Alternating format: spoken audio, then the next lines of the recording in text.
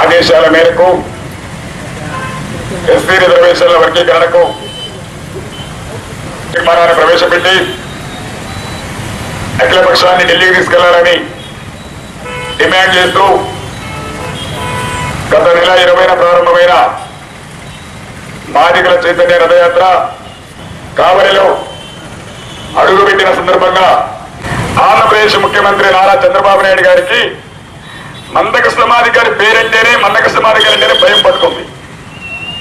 మందకృష్ణ మాదిగారి పేరంటేనే మందకృష్ణ మాదిగారి అంటేనే భయం పట్టుకుంది.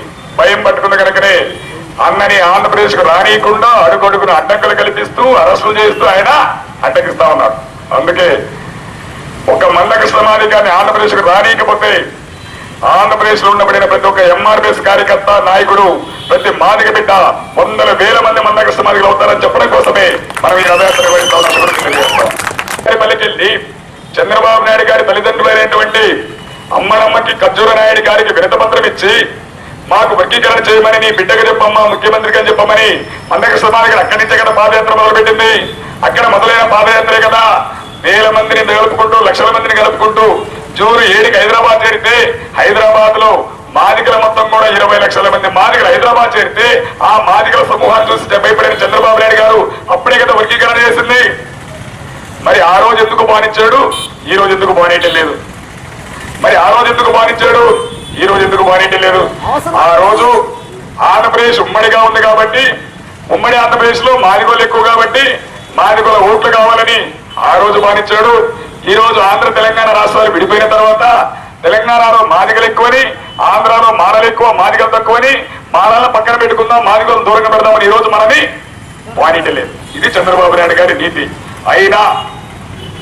అయినా మందకృష్ణ మాదిగారిని ఆంధ్రప్రదేశ్ లో పర్యటిస్తేనే ఆంధ్రప్రదేశ్ లో ఉండబడిన మాదిగ జాతి ఉనికుంటారని, మాదిగ జాతి గౌరవం పెరుగుతుందని, మాదిగ జాతి ఔన్నత్యం పెరుగుతుందని చెప్పని మనం చంద్రబాబు నాయుడు గారు అనుమతి ఇవ్వకపోయినా అనుమతి కావాలని చెప్పని డీజీపీ గారికి లేఖ పెట్టాం. ఎప్పుడు ఫిబ్రవరి 24న లేఖ పెట్టాం. ఫిబ్రవరి 24న లేఖ పెడితే ఆయన అనుమతి ఇవ్వకుండా నిరాకరించడంతో హైకోర్టును సంప్రదించాం. హైకోర్టు కూడా చట్టపరమైన నిర్ణయం తీసుకుని డీజీపీ గారికి చెప్పింది. అయినా అనుమతి ఇవ్వకుండా చిన్న కారణాలు సాగు చూపించి మన మీద అడ్డుకోవడానికి ప్రయత్నం చేసింది. ఆ పేరు మీద పోలీసు వాళ్ళు ప్రభుత్వ మాటలను నమ్మి చంద్రబాబు నాయుడు గారి మాటలు నమ్మి అనుమతి ఇవ్వకుండా ఉంటే మనం 1, 2, 3, 4, 5, 6 పిటిషన్లు వేసాం. యావత్ మాదిగ జాతి నమ్మి చంద్రబాబు నాయుడికి అండగా నిలబడడానికి ముందుకు వచ్చింది. ఏ పేరు మీద? ఇప్పుడే మనం బాబాసాహెబ్ అంబేద్కర్ గారికి పూలమాలేసాం.